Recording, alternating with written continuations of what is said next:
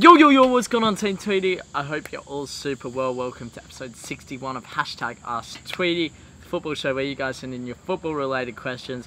I do my absolute best to answer them. I hope you guys have been enjoying the return of this series. I'm just looking out now. Looks like there's a fair bit of rain on the way. As you guys know, Thursday, well today as I'm recording this, is my last day of trials for the club before we break off into the new year. So I might get called back, I might not, you just don't know with these things.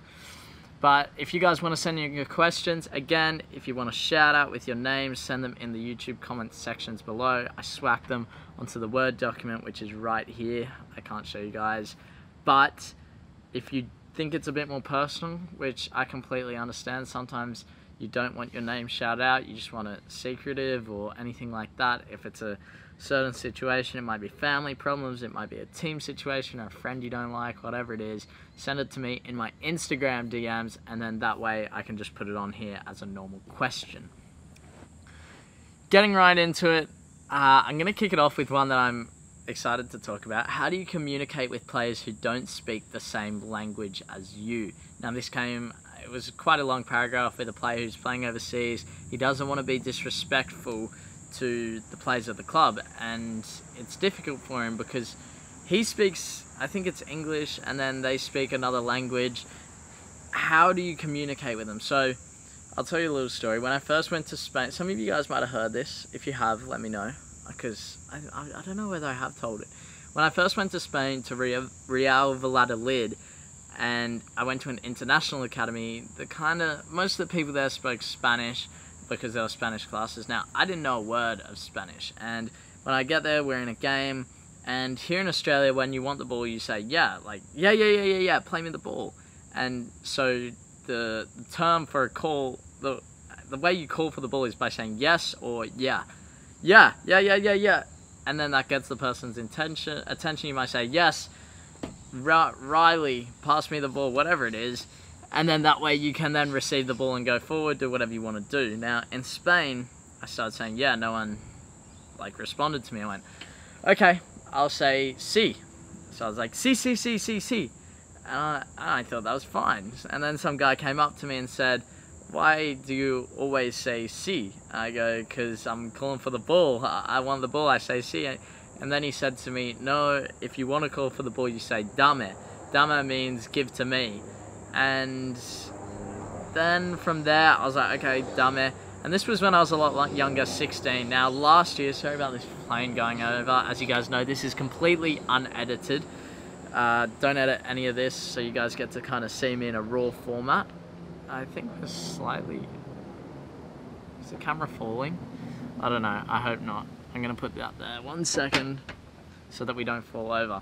Now, when I went to Spain more recently, I was there, how old was I? 20 years old. 20. And when I was there, I was a lot smarter in how I would go about this sort of problem we all face. Well, I guess all of us face.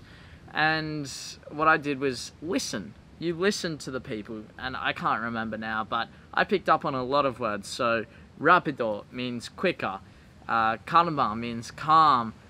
Cambio means change. And I would listen and really focus during the session. And you have to focus a lot more than when it's an English session, because you need to understand what's going on. Now, I forget how I called for the ball there, but try and find someone that speaks English and ask them questions.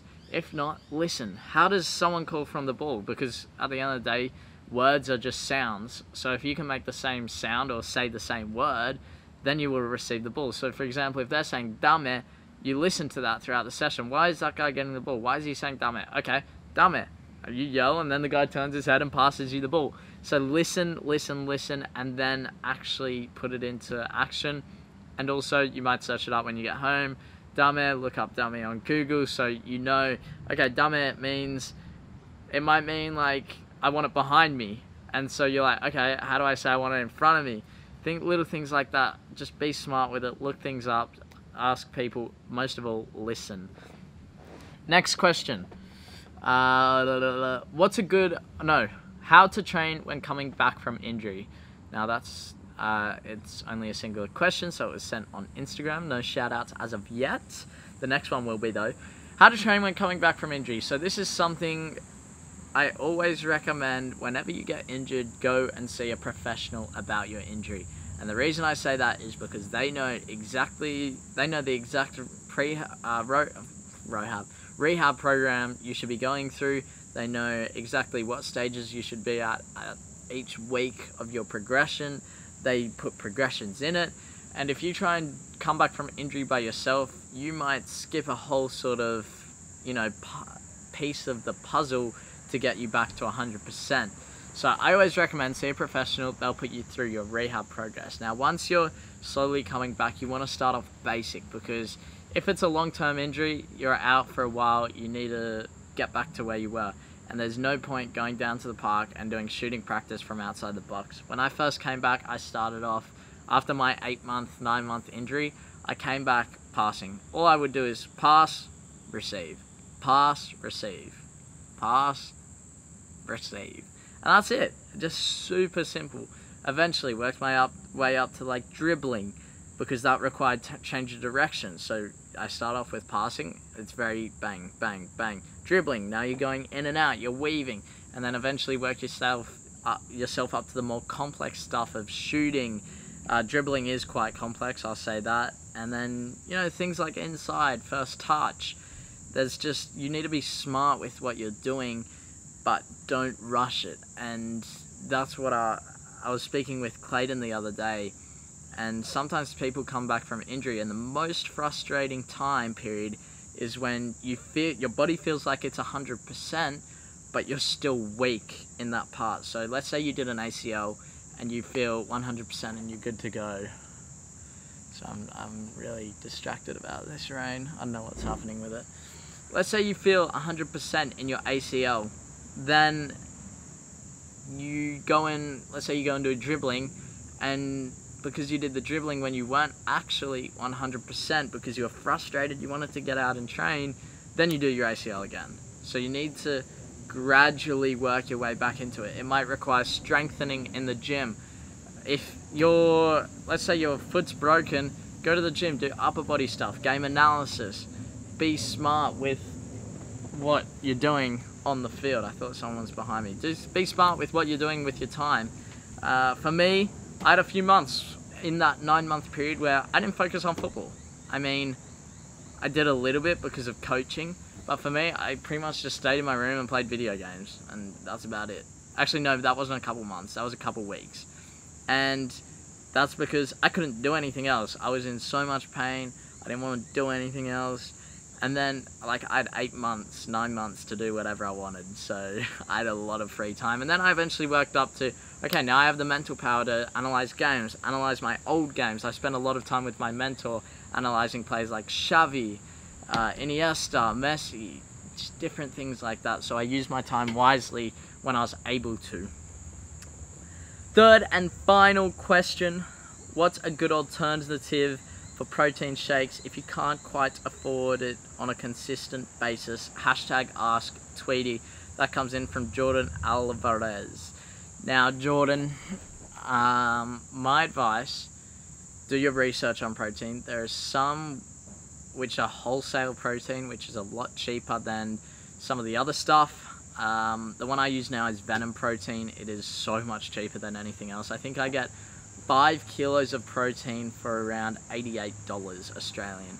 Now that is super, super cheap, and I don't do much free marketing, but if I'm gonna help you guys out, I recommend Venom protein. It's a good brand. Don't just buy the cheap stuff though, because I think a lot of people go, oh, it's cheaper, it's not as good quality. This stuff is good quality, so there's the benefit there. If you can't afford protein shakes, you can do protein balls as well. But again, you will need protein powder. I think you need protein powder for a protein ball. You need like oats, different seeds. Nuts are good, they're expensive. I think a protein shake isn't that expensive as long as you aren't buying into these super high dollar brands, which are definitely out there.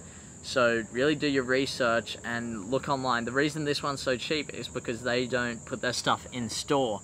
they only sell their stuff online on their website, so they don't have much expense. And that's why I really recommend those guys. If you're not in Australia, do research, have a look. There's a few out there which aren't too expensive, but at the end of the day, it's an investment into your sort of future.